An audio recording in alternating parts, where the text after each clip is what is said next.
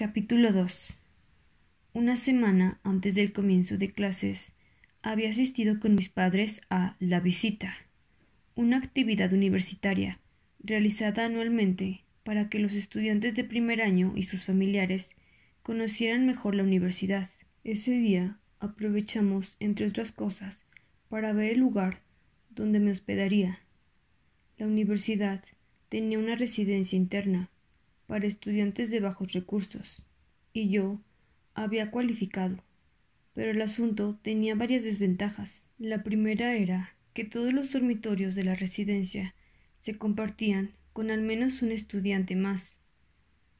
La segunda desventaja, y por la cual la primera existía, era que cada dormitorio era precisamente eso, un solo dormitorio, por lo que las camas estaban apiñadas en el mismo espacio cuadrado. La privacidad no era el fuerte de la residencia. Para sumarle a esto, como los cuartos de baños y duchas no eran numerosos, cada uno debía ser compartido por varias decenas de alumnos, y como si fuera poco, las normas de la residencia eran más rígidas y estrictas que la actitud general de mi padre. Por ejemplo, las luces principales se apagaban a las 10 de la noche, de modo que, si tenías trabajos que hacer durante la noche o algo de tiempo libre arduamente ganado, que no quisieras pasar a oscuras, tenías que conformarte con la débil luz de la lámpara que había sobre el escritorio de cada alumno. Tampoco nos tenían permitido el uso de alcohol, ni de ningún producto que contuviera nicotina, pero como no consumía ninguno de los dos, esto no representó dificultad alguna. En mi caso particular, había dos elementos que pronosticaban mayores problemas. Por un lado, el cuarto que me asignaron quedaba en el tercer piso, al lado de una puerta que rezaba, salida solamente. Así que salir del apartamento era pan comido, pero entrar era otro asunto. El edificio de la residencia era uno antiguo y enorme, con 3 alas de apartamentos, pero solo tenía una entrada. Las 3 alas del edificio asemejaban a un cuadrado al que le faltara un lado, y si imaginamos que la cara que faltaba era la superior, yo vivía arriba del lado derecho, donde hubiese estado un vértice de no faltarle un lado a la figura. Todo el interior del cuadrado era una especie de patio. Yo debía cruzarlo hasta llegar al mismo medio de la cara del fondo, donde quedaba ubicada la única entrada. En el interior estaba la recepción, donde un señor, que parecía trabajar allí desde el mismo día de la creación de la universidad, miraba los varios monitores de los pasillos principales. Luego debía subir 3 pisos de escaleras y emprender una larga caminata de varios metros desde el centro de aquella cara hasta la esquina de la derecha. Una vez allí, tenía que tomar una izquierda y avanzar el doble de distancia hasta el mismísimo extremo del edificio, donde la puerta de salida me fastidiaba el día con lo de solamente. El otro elemento que pronosticaba mayores problemas era mi timidez. El asunto de la privacidad ya era una consideración mayúscula para un joven de 18 años, como para sumarle la incertidumbre de con quién la compartiría. Cuando mis padres y yo fuimos a visitar la residencia, mi compañero de cuarto no se presentó. Como la visita estaba pensada para los estudiantes de primer año y sus familiares, era evidente que mi compañero era al menos un año mayor que yo. Esto no mejoró mi humor, tampoco el de mi padre, aunque por razones distintas. Mi padre, como era de suponer, sentía un tipo de aversión por cualquier cosa que pudiera distraerme del futuro tan prometedor que se había imaginado para mí. Mis preocupaciones, por otro lado, eran menos ambiciosas. Yo simplemente le tenía miedo a cualquier cosa que pudiera cambiar el curso de mi estúpida rutina, y convivir con un chico mayor que yo era razón suficiente para ponerme nervioso. La noche del domingo 12 de agosto, mi padre me llevó a la residencia. Se despidió, recordándome los astronómicos sacrificios que hacían para que yo pudiera estudiar y lo que yo debía hacer para no echarlos a perder. Luego del incómodo recordatorio y después de haber partido hacia mi habitación, mi ánimo mejoró un poco. De camino me encontré con dos viejos amigos de la preparatoria. Los dos no solo habían obtenido admisión en la universidad, sino que también vivirían en la residencia. Antes de despedirse, me aseguraron que pasarían a visitarme durante la semana. Y para mejorar las cosas, mi compañero de cuarto no estaba en la habitación cuando llegué ahí, ni se presentó durante toda la noche. Incluso llegué a fantasear con la posibilidad de que nunca llegara y que la administración se olvidara de la vacante hasta pasados unos 5 años. Mi madre había intentado decorar mi área poniendo cosas por aquí y por allá, pero una vez, solo en mi habitación, metí todas mis pertenencias en las 2 cajas de cartón que habíamos usado para traerlas. Estaba decidido ponerlas a mi manera. Este era el único tipo de rebeldía al que me atrevía.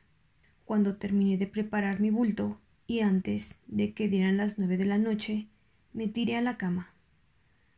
Al día siguiente, el reloj despertador, que ahora habitaba en una de las cajas de cartón, me dio un susto de muerte a las mismísimas 6 de la mañana. Desactivé la alarma y caminé hasta los baños, donde varios estudiantes se lavaban la boca y usaban el excusado. Hice lo propio. Volví a mi habitación, recogí mis cosas y salí de camino a mi primera clase. Si uno entraba a la recepción y lo seguía directo, cruzando el pasillo del primer piso y dejando de lado las escaleras interiores, descubría una puerta menos impresionante que la de entrada, que daba al campo universitario. Aquella puerta era también de salida, pero durante el día la dejaban abierta. Y menos mal, pues nos evitaban la odisea de regresar de clases y encontrarnos con que debíamos darle toda una vuelta al edificio y atravesar el gigantesco patio hasta la recepción, para que, finalmente, pudiéramos dirigirnos a las habitaciones. Esa mañana recorrí la infinita cantidad de metros hasta llegar al centro del ala principal. Bajé al primer piso, salí por la puerta que daba al campo universitario y emprendí el camino hacia mi primera clase. La universidad estaba situada en medio de un pequeño bosque que colindaba con un río. Era algo pequeña para la fama que encerraban sus facilidades. En la charla de bienvenida habían mencionado que esa había sido una de las primeras universidades de toda la ciudad y que hasta nuestros días mantenía su renombre a nivel regional.